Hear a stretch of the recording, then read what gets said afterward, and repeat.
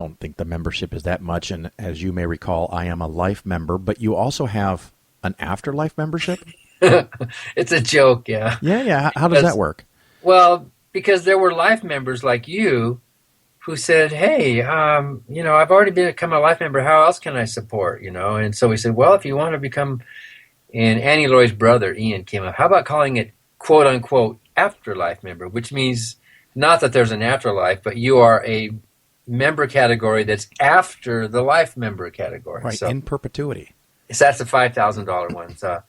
But there are some very generous people in the world, as you know, who really care, and they want to make a difference. And our group is making a difference. We're in the courts, we're in federal court, we're in state court. We've been to the Supreme Court, and we have stopped violations, and we think we're helping religious people with our lawsuits, because if the government stays neutral, then everybody's equal.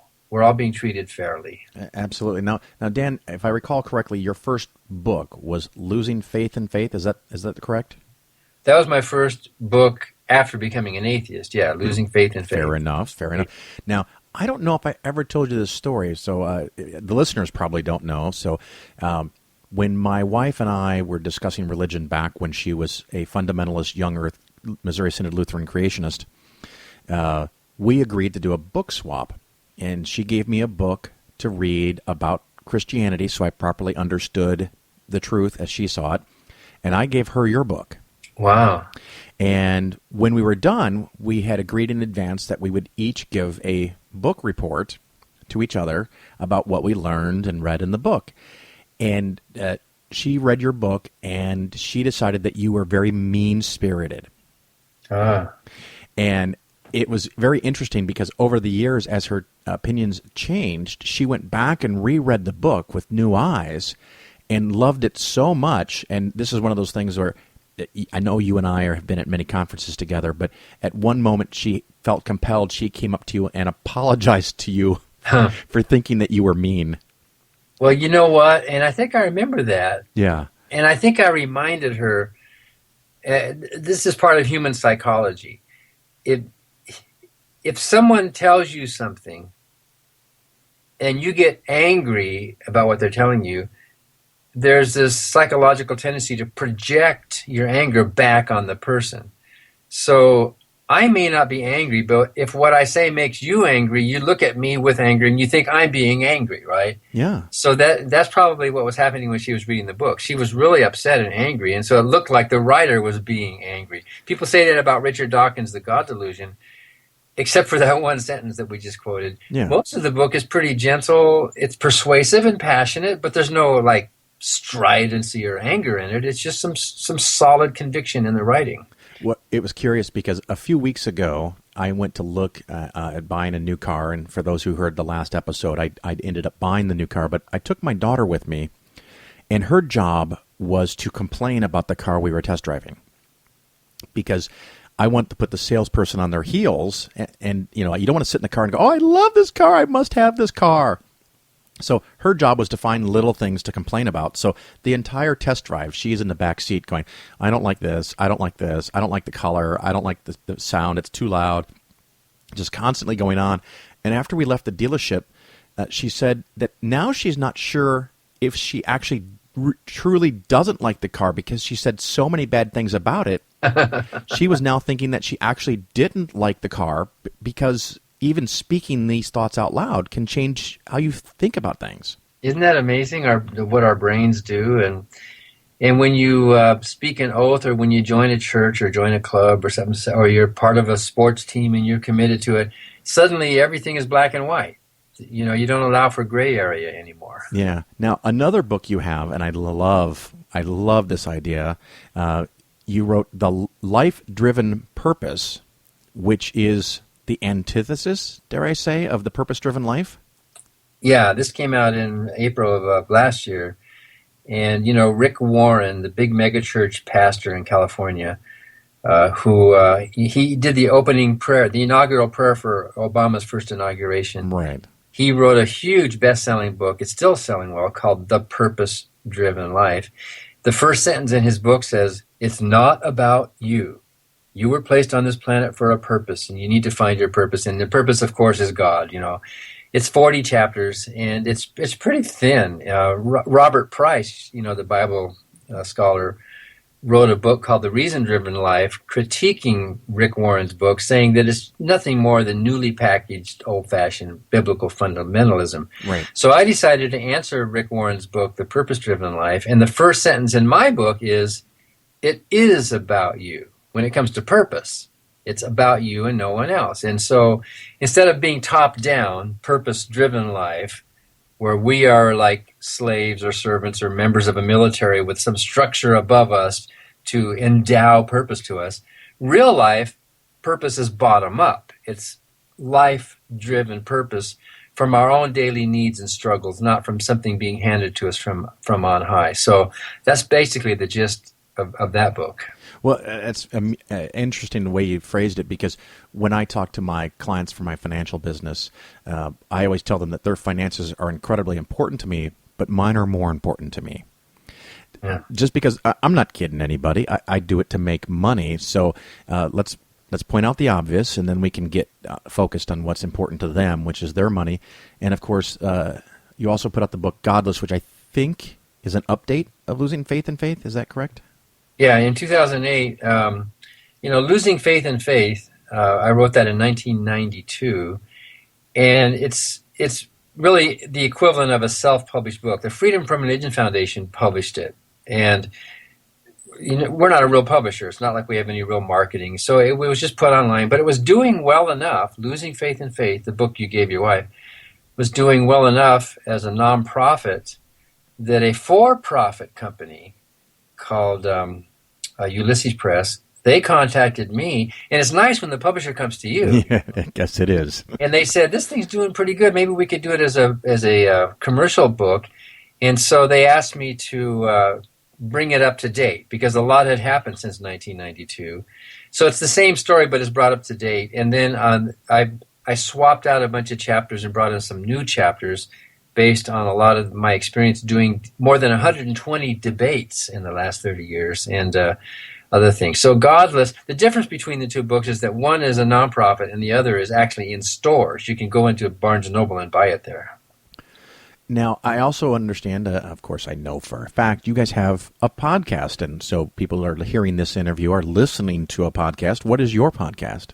Well, actually, we don't have a podcast. We have a broadcast. A broadcast. I sit corrected.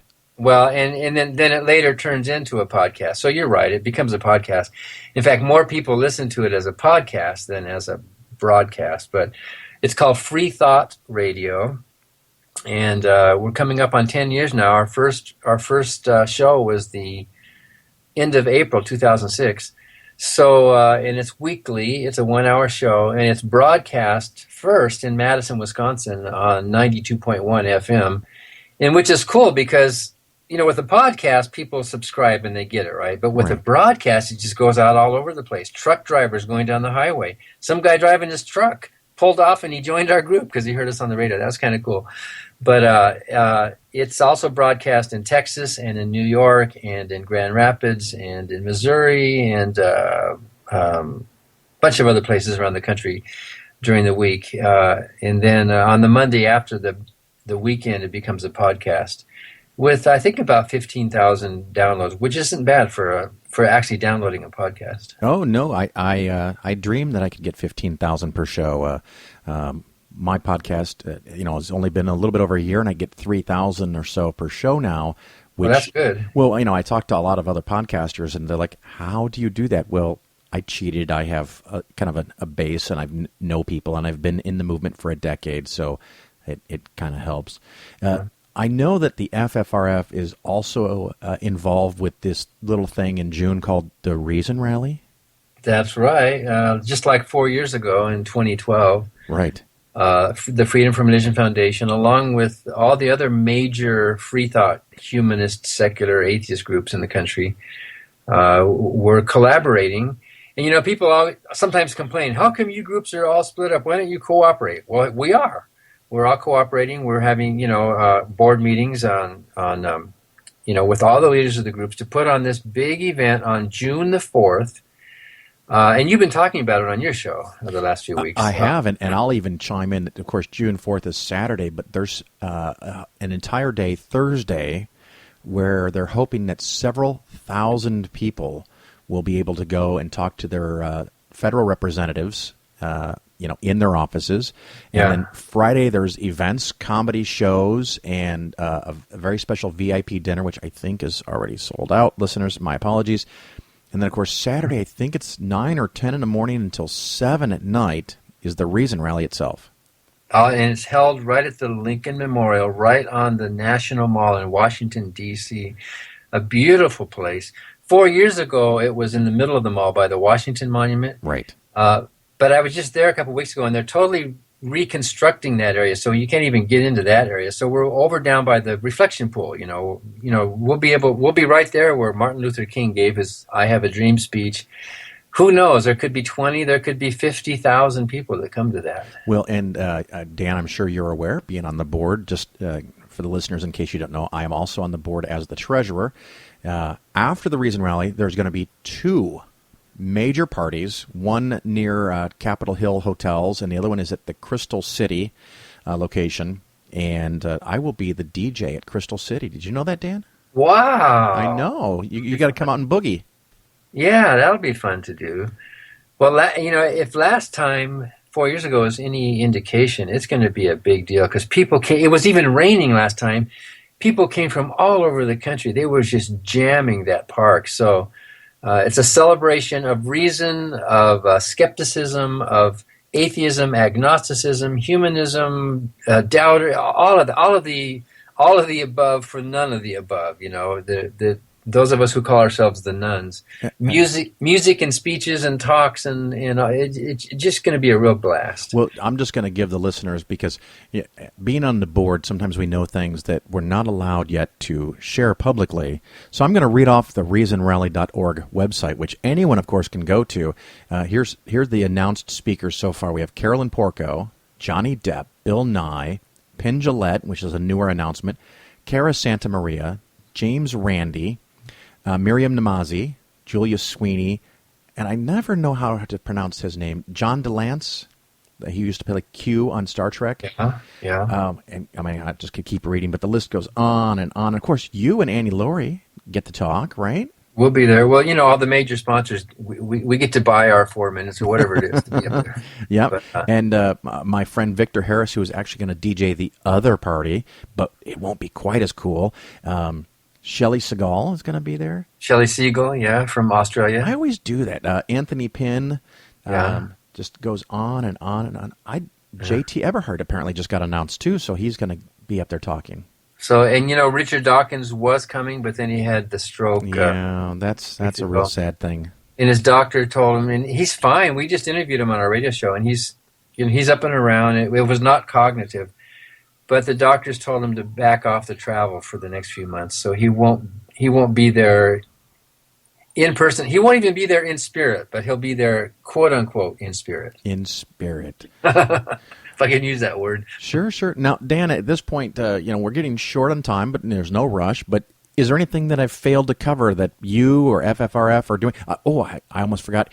Unfortunately, this podcast will come out after, but you and I will be at Logicon this weekend. That's right, over in Arkansas. And in Fayetteville, Arkansas. That's the proper pronunciation, just so everybody knows. It's right below Missouri. Yeah. What time is your talk that day? Apparently, I am the keynote speaker on Saturday. Oh, then I'll be there, because I'm coming in around noon on Saturday. Yep, you're coming in, and I think, I don't remember where Jerry DeWitt will be talking, you will be talking. I can't remember if I follow you directly, but I am the last speaker. So I figure I should write something for that. And, of course, since the listeners are hearing this afterwards, it went very well. Oh, you were the best part of the whole thing. You're so kind, wonderful. But I disagree. I was so embarrassed to have to follow you because your speech was fantastic. But what else is going on with FFR for you that you want to cover before we end the show? Well, we're going to refile next week, probably by the time you hear the show, our housing allowance. The parish exemption? Yeah, that lawsuit. The housing allowance parish exemption, which the IRS allows ministers, priests, and rabbis to exempt their housing from income. So their rent, their housing. Wouldn't you love to